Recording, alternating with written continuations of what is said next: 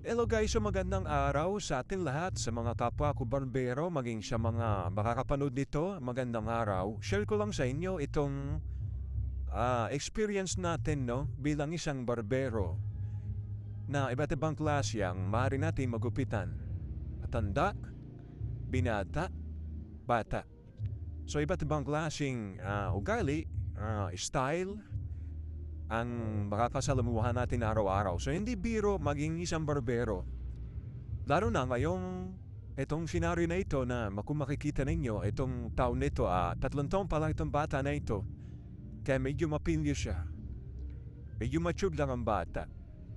Pero kung papansinin natin, yung dahil 3 years old pa lang siya, may mga attitude siya na talagang bata pa kung isipin no. Yung paggalaw niya ng kanyang mga kamay, pansinin nyo no, galaw siya ng galaw sa kamay niya, galaw na galaw ang kanyang ulo, kaya hawak na hawak ko dyan dahil isang pagkakamali lang pwedeng mabura lahat ng pinaghirapan natin.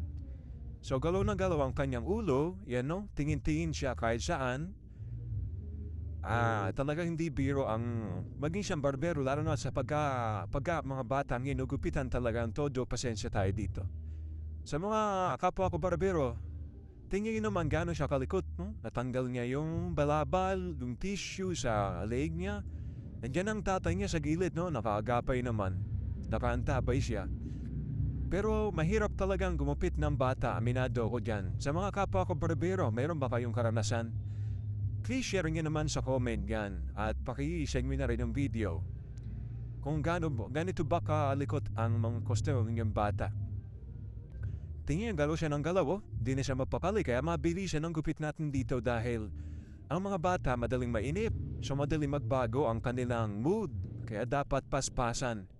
Pero ang mahirap dito dahil faded to basket, kailangan malinis pa rin ang kalalabasan nito dahil depende sa gupit. Pero kung ito'y barbers lang, kanina pa tatapos.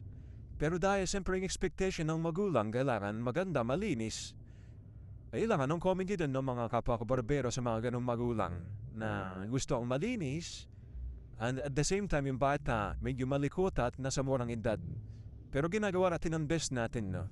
Pero siguro less expectation din sa mga magulang na nag-expect na magandang gupit pero napakabata ang kanilang anak at malikot. So depende na lang yan sa unawa ng magulang. Okay, so balik tayo sa bata. Ito, nakita niyo naman, yung paa niya nakapatong pa dun sa, nakabuka ka pa dun sa harapan, no? Galaw ng galaw, at ito, ngawit na siya. Halos sinasabihan niya ako na hindi pa tapos. So yun, pinamamadali niya ako dito, kaya tinapos na agad natin at tinanggal pa natin yung konting dark spot dahil mahirap na para maging malinis yung gupit natin para hindi tayo mapintasan. Ayun, umawak ng tatay niya para meron ng tagantabay dito dahil malikot talaga ang bata. So yun, paspasan lang talaga para malinis naman nilinis. Walang masabi yung magulang. Gawin natin best natin lagi. Sa mga kapwa ko barbero, kayo, anong experience niya sa mga gantong bata? Actually okay pa to dahil di masyadong umiyak, no? Ang mahirap yung umiyak at nagwawalat, nagkakakasat.